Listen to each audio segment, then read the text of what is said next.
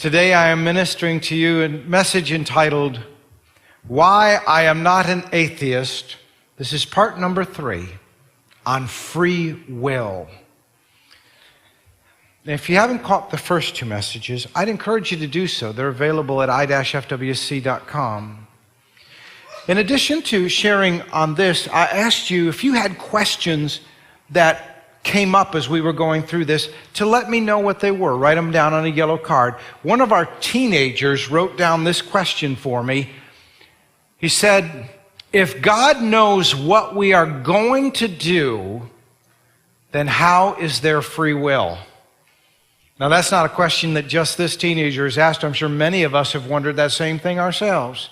If God already knows what you're going to do, how is there free will? Well, this is a really pertinent question, rather germane to our entire discussion on atheism, because free will is a big subject, and it does relate to our discussion on atheism. We're going to see that today. But before we dive into that together, I want to share with you something important from the book of Joshua. A statement that Joshua makes. He says, and if it seems evil to you to serve the Lord, choose for yourselves this day whom you will serve, whether the gods which your fathers served that were on the other side of the river, or the gods of the Amorites, in whose land you dwell. But as for me and my house, we will serve the Lord. Part number 1 of what I want to share with you is the atheist and free will. This is a very important issue for the atheist. This philosopher, neuroscientist, and atheist, Sam Harris, has written his latest of 6 books on this issue, on free will. But you'll notice there's puppet strings holding up the letters, because Sam doesn't believe in free will. Back in 2004, Sam Harris wrote the book, The End of Faith. And Sam Harris, I'm sure he probably feels rather proud of the fact, has helped many high schoolers, many college students and adults cast aside their faith and their belief in God. He and Richard Dawkins are very proud of that. Now, lest you think that I disdain Sam Harris, I want you to know I don't. I love Sam Harris. I love him. I love Richard Dawkins.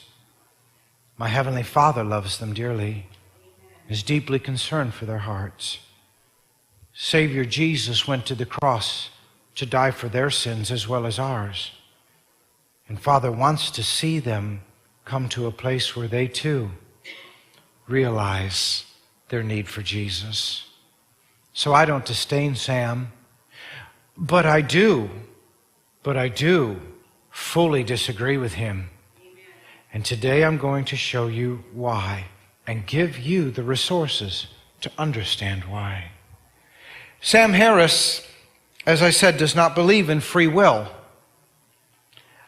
But one of the things that we have seen the atheists do time and time again is they create a straw man, a false argument or an image of what we believe. They take the Bible out of context. They take it out of historical context. They take it out of literary context. They take it out of cultural context.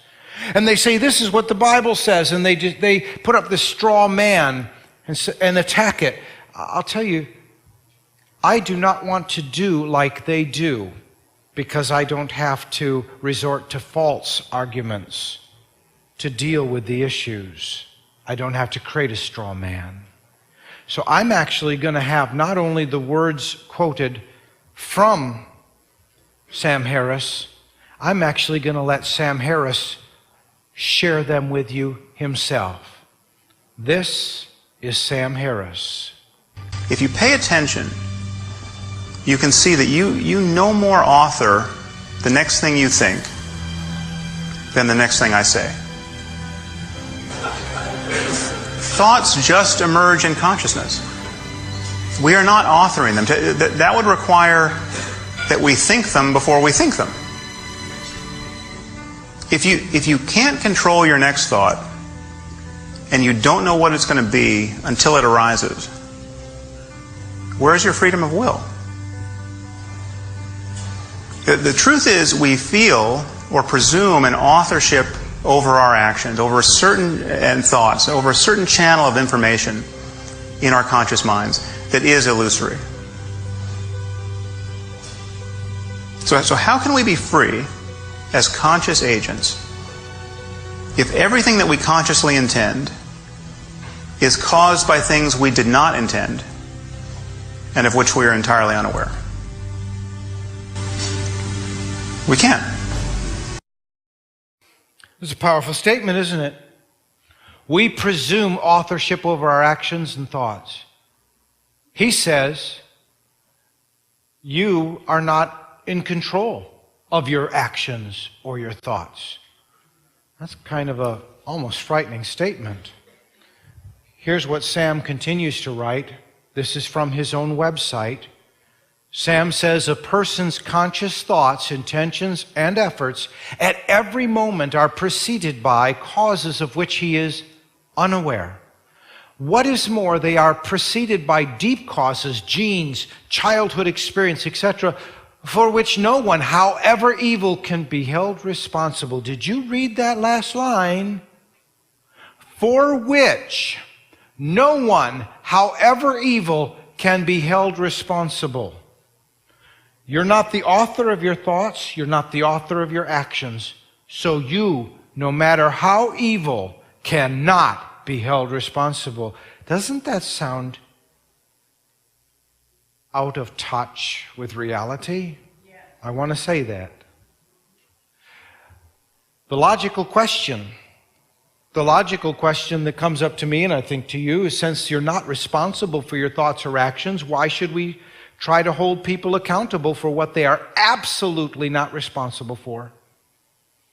The Boston terrorist, Dzhokhar Tsarnaev, he should be freed then. In fact, I heard one of his supporters on television this last week. She said, he has the right to live his life. Let him live his life. He's only 19 years old.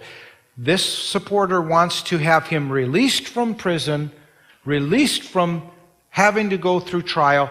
It's ridiculous. He only killed 3 people, one of which was a child. He only injured 264 people, 14 of which lost limbs. But he's not responsible for his thoughts or actions. Do you understand the consequence here?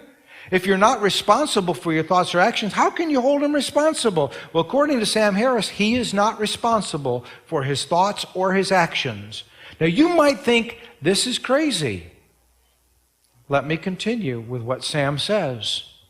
If we cannot assign blame to the workings of the universe, how can evil people be held responsible for their actions? In the deepest sense, it seems they can't be. But in a practical sense, they must be. I see no contradiction in this. In fact, I think that in keeping the deep causes of human behavior in view would only improve our practical response to evil. The feeling that people are deeply responsible for who they are does nothing but produce moral illusions and psychological sufferings. Moral illusions and psychological sufferings. That's what he sees result from holding people responsible for their actions.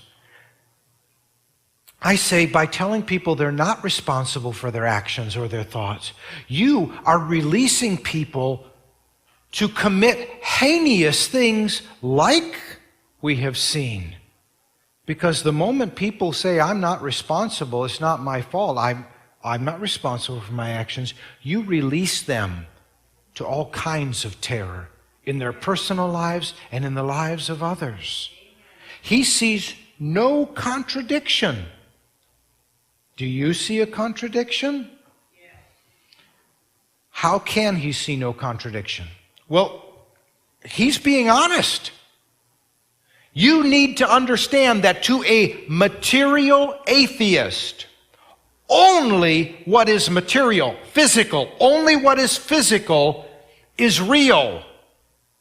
Although he co-founded Project Reason, in material atheism, you need to understand, logic may be touted. They may say, we are the reasonable, logical ones. But logic is non-material. Do you understand that? Logic is non-material. He doesn't have to be logical because logic is non-material. You need to understand chemicals cannot choose the outcome of their reactions. You're just a product of a universe. A universe is neither good nor evil. It just is. Chemicals are neither good nor evil. They just are. You can't choose the product of this. It's just chemical reactions. Therefore, he does not have to be logical, nor does he have to be responsible because, well, he's not in control of his free will anyways. It's what you call an escape clause. And it really is. Wow, what an escape. Escape not just from contradiction, but from reason itself. This is material atheism. Material atheism, only material, and logic is not material. It is beyond the material, therefore, doesn't have to flow in that way or function in that way. Wow. I want you to consider a little further. This is actually an atheist bringing out a review of his book. Harris's conclusion is, of course, that we don't have free will as he supposes it is commonly understood, that given all the causes in play in a situation we could have done otherwise, the libertarian contra-causal conception of free will. And he addresses the stakes involved right from the get-go. He couches the issue in the context of the nauseatingly horrific crime, the home invasion in Connecticut by 2 men in 2007. The quote continues. As you recall, these 2 men first brutally bludgeoned the father, the only survivor, then raped and murdered the mother, and finally killed the 2 young daughters when they set the house on fire. Harris gives voice to most everyone's worry when he writes that without contra-causal free will, monsters like these men are, quote, nothing more than poorly calibrated clockwork. And therefore, they aren't really responsible for their actions. They're just damaged goods. They're not responsible for taking a baseball bat and beating the father until they thought he was dead. They're not responsible for taking and raping the mother and then killing the mother. They're not responsible for tying up the 2 young daughters and then lighting the house on fire so they could die being burned alive. But they're not responsible. You have to understand, they're not responsible. They have no free will. Do you see the incredible destruction of this mindset, this worldview? So, atheist leader Sam Harris says, free will is an illusion. It's just an illusion. Therefore, you are not responsible for your thoughts or actions. He also doesn't see atheistic regimes that killed more than 140 million people in the last century as responsible for their actions or as a consequence of atheism. Of course, he doesn't think he has a free will to think that. At least here he's somewhat honest in his assessment of atheistic ethics. He's being honest. As a material atheist, there's no free will. Logic is non-material. And the issue is you're just chemicals. That's what you are. And just a chemical reaction. And you can't control the chemical reaction's outcome. Wow. Kind of harsh, isn't it? And yet, ironically, Harris, Dawkins, and other atheist leaders claim to espouse reason and morality. In fact, they fly in the face of all classic atheism, like Nietzsche, and they say, oh, we atheists are much more moral than the Christians in this world. We are much more moral, and we are the ones who are reasonable and logical. And yet, Nietzsche, the classic atheist, said, morality is neither rational nor absolute nor natural. So where do they get their logic? Where do they get their morality? I can tell you where. They borrow it from Christianity, even though Nietzsche said, you cannot hold on to Christian morality without holding on to God. They go together and they are inseparable. The moment you say there is no God, there must be no holding to any morality. Wow. Hitler took it, Stalin took it, Mussolini took it, and they carried out, as did Mao, the natural consequences of that atheistic teaching and killed 140 million in 1 century. Amazing. So where do they get it? Well, out of necessity, Dr. Jason Lyle says, the unbeliever stands on Christian principles, logic, uniformity, and morality, but he denies that these are Christian principles. And it is just so amazing. They can do that too. They can deny, because remember, logic is immaterial. And therefore, they don't have to be logical, even though they say they are the ones who are reasonable. Kind of blows your mind, doesn't it? If man is only material, then I have to say Sam Harris is absolutely right. If man is only material, he is absolutely right. There is ultimately no free will. As he's being honest, we are no more than a bag of chemical reactions. Therefore, no one, however evil, can be held responsible. But is man really only material? Are you really only physical? The Christian cries out a resounding, oh, I would agree with that. This brings me to part number 2, the ultimate test of free will. Now I want to introduce you to someone else. Now I've already introduced you to Sam Harris. He's a neuroscientist, but I think much more a philosopher, because you'll notice there's no scientific statement of proof behind what he's saying. It's more a philosophical based upon his belief that we are nothing more than material. I want to introduce you to another man. He's a neurologist. He holds both an MD and a PhD. He's a medical doctor, psychiatrist, and neurologist. His name is Viktor Frankl.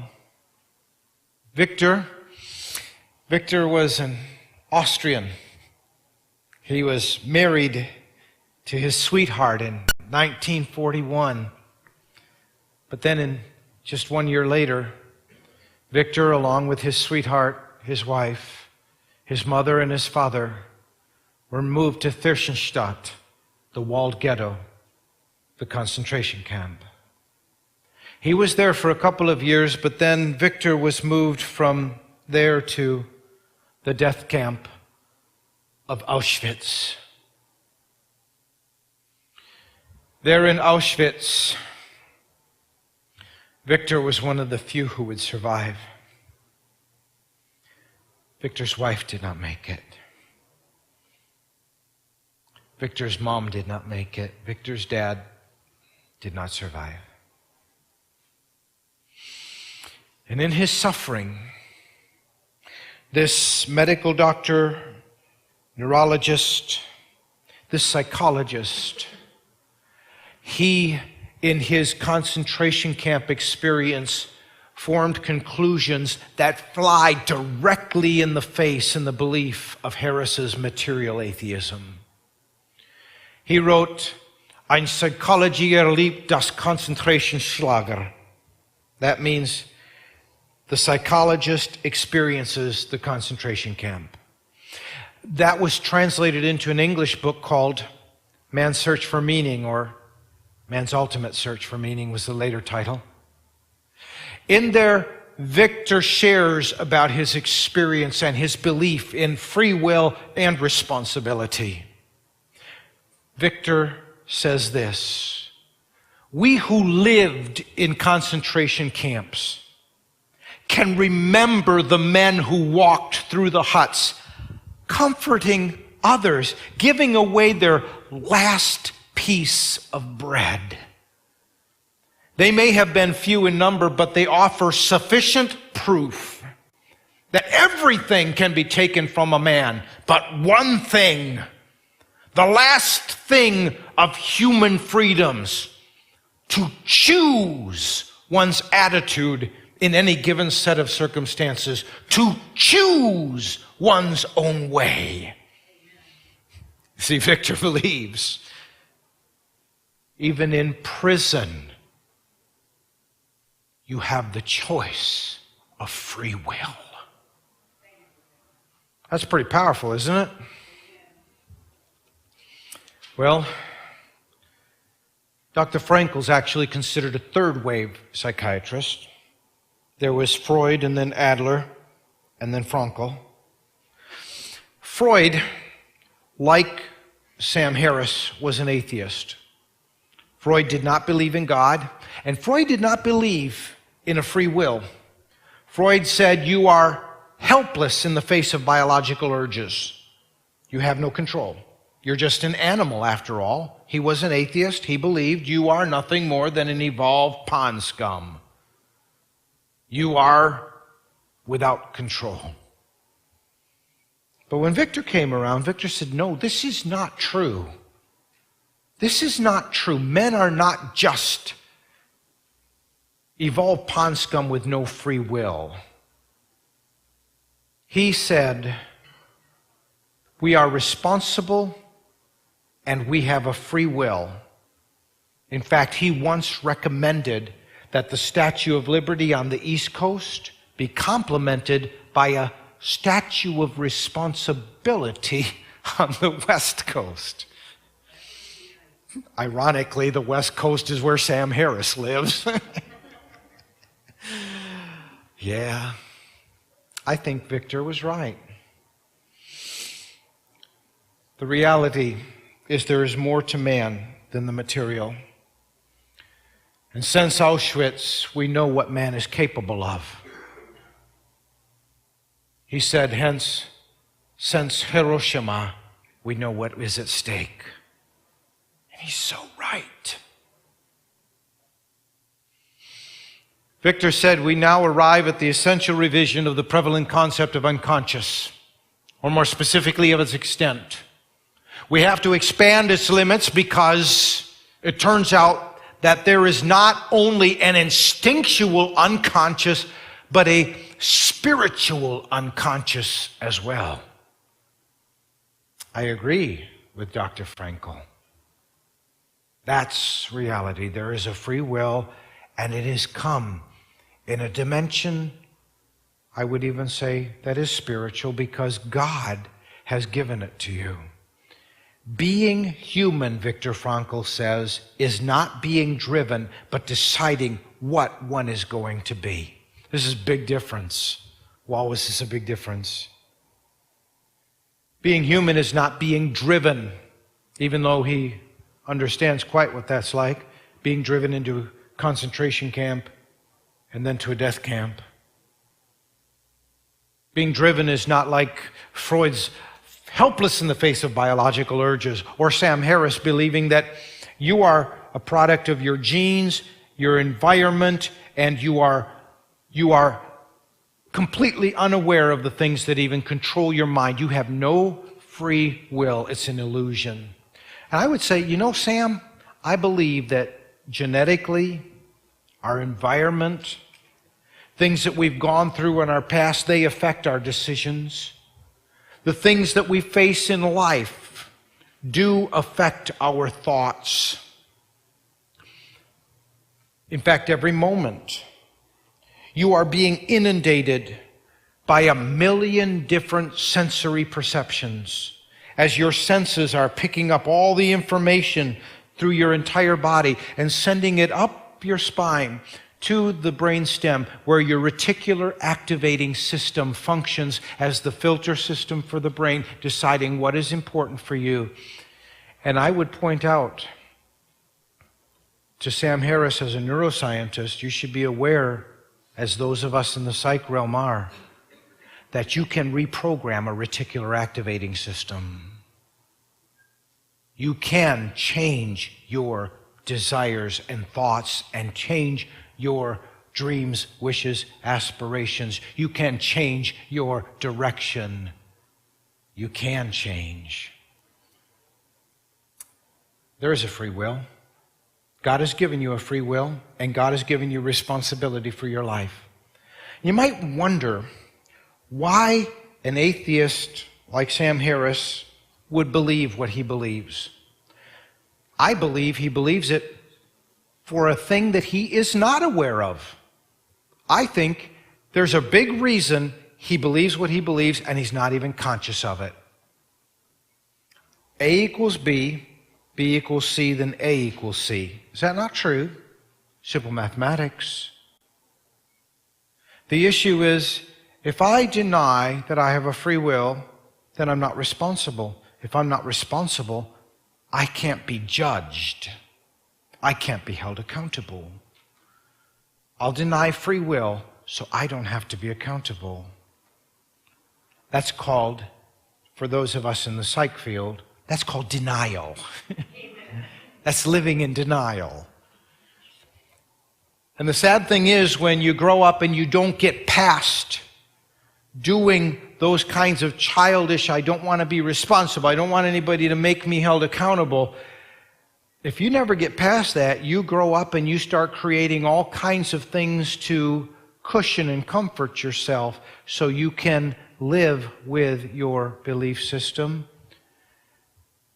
Aldous Huxley, the atheist, was at least honest about this when he said, and I paraphrase, I don't want there to be a God because it would interfere with my sexual lifestyle. He was honest. I think Sam is just in denial. Yes, one day we will all be judged because we are responsible for our lives. The thing is, atheists like Sam Harris chooses to believe he has no choice, so he can't be held accountable. But you will be accountable. So what will you choose? Which brings me to part number 3 of what I want to share. I want to talk to you about God and your free will.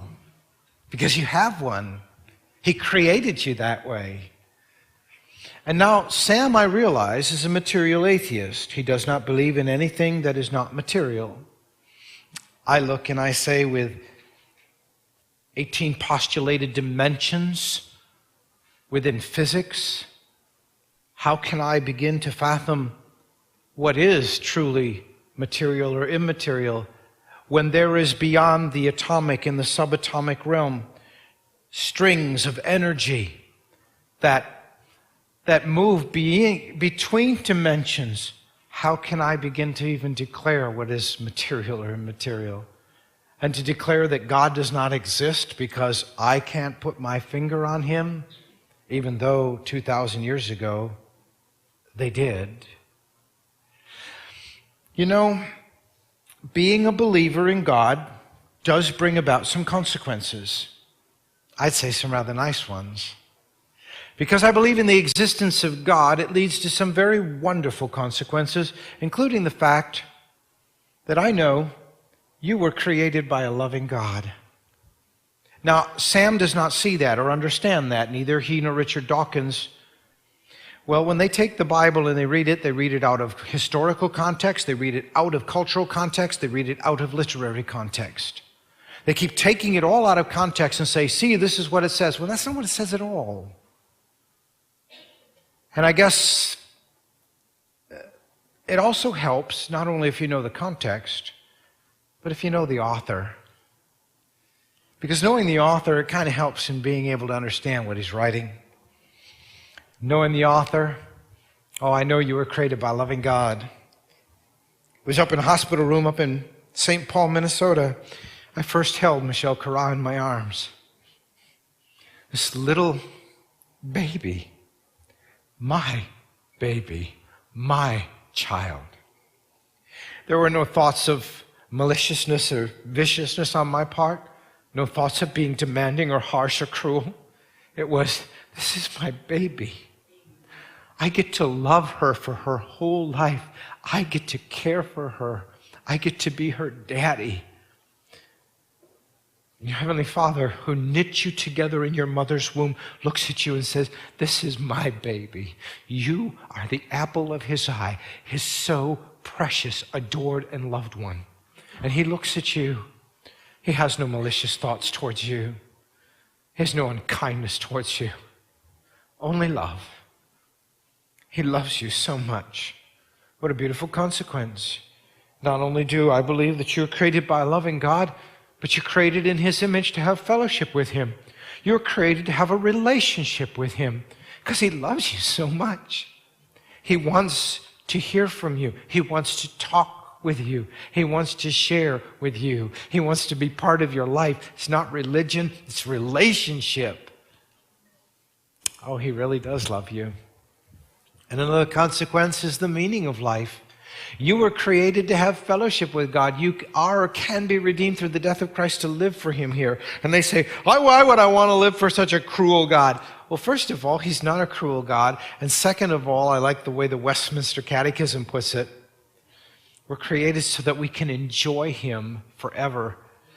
Serving him is not doldrums of discouragement and horrible and demanding and harsh. No, serving him is submitting to someone caring about my soul, submitting to someone who adores me and loves me, deeply is interested in everything that affects my life and your life. Do you understand? We enjoy him forever. Oh, they don't understand that, though. They don't know. They don't know Father. They don't know Jesus. And that's sad. See, every life has such great value. Oh, the atheist will say, well, you Christians, you think you've got all eternity, so, well, you don't value life like we do because we know we've only got our 70 whatever years, so we value life more. And I say, no, you don't. Because every life that we see is created in the very image of God. Every life that is a human life is unique and precious, created after God's image. And we believe that it has a sanctity that far exceeds every other existence. Yeah, there's meaning. There's meaning and value and joy. And then you have this Joshua who says, so if it seems evil to you to serve the Lord, choose. Free will. Choose for yourselves this day whom you will serve, whether the gods which your fathers served, which are on the other side of the river, or the gods of the Amorites in whose land you dwell. But as for me and my house, we will serve the Lord. What a decisive heart, a free will, a good decision. But then God is a God who gives decision. All the way from Genesis, woven all the way through the scriptures to Revelation, God is a God who gives you a free will. Contrary to the mistaken understanding of Jonathan Edwards, I'm sorry, God does not decide what you will do and who he will cast into hell. God knows in advance, and it says he predestines according to his foreknowing. He does not predestine according to his choice. You still choose. In Genesis chapter number 2, after he's done this beautiful job of creating man, he places man in a garden and gives him a free will and choice. And says, you can choose. And it's not an illusory choice. No, it's a real choice with real consequences. They made the wrong choice. Those consequences are still being borne out. But a Father who loves so much was willing to send his only Son to redeem us out of those consequences, to pull us back so we could still have a relationship with him. Not only through Genesis, but woven through the scriptures all the way as Jesus would say, oh, whosoever will may come. You have a choice. You can. And as it wraps up in Revelation chapter 22, it says, and whosoever will, let him drink of the water of life freely. It's your choice. It always has been. It always will be. Because you have a free will. God has given it to you as a beautiful gift. But also the reality is because you have a free will, you will be judged. And you will be held accountable for your life. That's reality.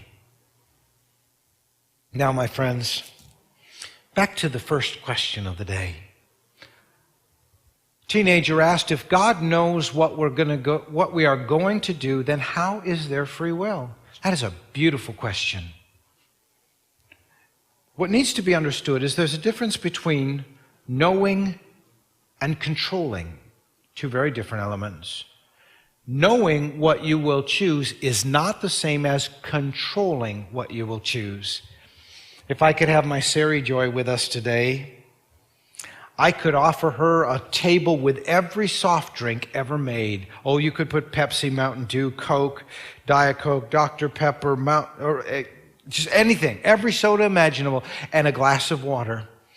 I determine she will drink the water. Do I control her choice? No. No, but I know her. I know her. She took a sip of pop when she was little. She went, who would ever drink this? It tastes terrible. I will never drink pop. And she doesn't. But you offer her a glass of water, oh, that would be much better.